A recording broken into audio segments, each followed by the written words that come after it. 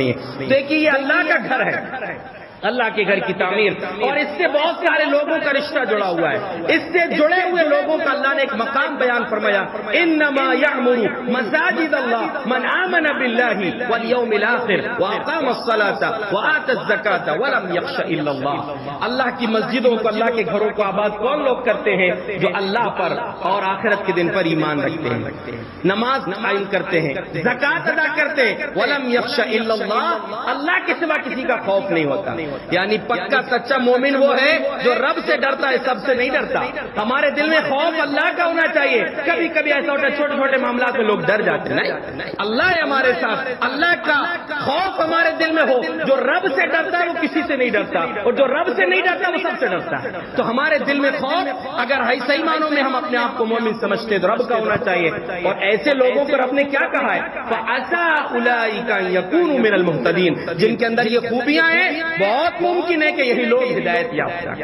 آپ مسجد میں آ رہے ہیں، اللہ کے گھر میں آ رہے ہیں، اس کا حق ہے۔ آپ کتنے قسمت والے ہیں۔ پیارے نبی نے فرمایا، من غدا الى المسجد او راح اعد اللہ له نزله كلما غدا او راح، کہ جب بھی کوئی بندہ یا بندی مسجد آتے ہیں، جب بھی آئیں تو اللہ ان کی مہمان نوازی کا انتظام کرتا ہے۔ آپ جتنی مرتبہ مسجد آ رہے ہیں نیک کام کی نیت سے، نماز کے لیے، ذکر کے لیے، قرآن کی تلاوت کے لیے، آپ اللہ کے مہمان ہیں، اس لیے خوشبودار خوشبو استعمال کر کے آئیں، اچھے کپڑے پہن کر آئیں۔ فجر میں اٹھے نائٹ ڈریس میں مسجد آ گئے، غلط بات ہے۔ آپ فجر میں اٹھیے، اپنے وہ کپڑے، سونے کے کپڑے اتاریے، اچھے کپڑے پہن کے مسجد آئیے۔ خذوا زینتکم عند کل مسجد، مسجد میں آتے ہوئے زینت کے ساتھ اچھے کپڑے پہن کے آئیں، خوشبو استعمال کر کے آئیں۔ آپ نے فرمایا کہ جس نے کچا لہسن پیاز کھایا اس کو ضرورت نہیں ہے وہیں رہے گا، ضرورت نہیں ہے۔ اب لوگ بڑی پی کے آگے مسجد کے گیٹ میں پھینکتے ہیں، غلط بات ہے۔ اور یاد رکھیے، آپ ایک نہیں دو مخلوق کو تکلیف دے رہے ہیں۔ پیارے نبی نے فرمایا کہ جن چیزوں سے انسانوں کو تکلیف پہنچتی ہے اس سے فرشتوں کو بھی تکلیف پہنچتی ہے۔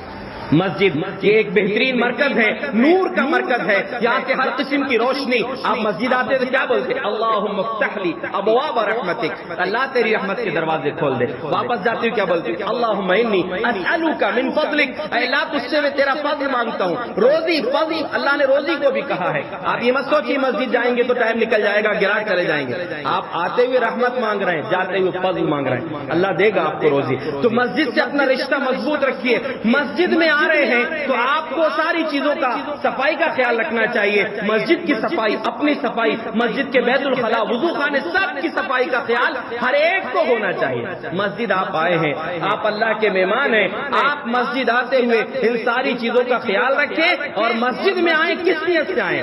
آپ نے وہ واقعہ سنا ہوگا، ایک دیہاتی آ کر مسجد میں پیشاب کرنے لگا، پیشاب کرنے لگا، جیسے پیشاب شروع کیا مسجد کے اندر صاحب منع کیے، آپ نے فرمایا نہیں پیشاب کر لے، پیشاب کر لینے دو، مسجد میں پیشاب کر لینے دو۔ آج لوگ نماز نہیں پڑھنے دیتے مسلک کی بنیاد پر۔ اللہ کے بندو سوچئے، نبی نے پیشاب کرنے کی اجازت دی ہے مسجد میں، اور لوگ نماز پڑھنے سے روک دیتے ہیں۔ اس لیے رب نے قرآن میں فرمایا ومن اظلم ممن منع مساجد اللہ ان یذکر فیہا اسمہ وسعى فی خرابها، اس سے بڑا ظالم کون ہوگا جو اللہ کے بندوں کو اللہ کے گھر میں ذکر کرنے سے روک دے۔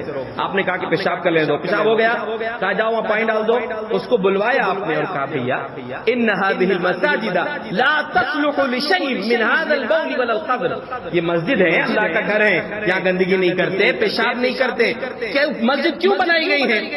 مسجد بنائی گئی ہے انما ہوا لذکر اللہ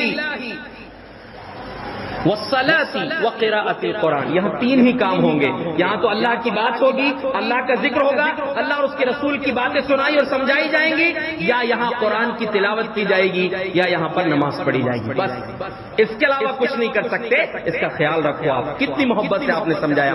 ہم آخر میں ایک بات کہہ کے اپنی بات کو ختم کریں گے۔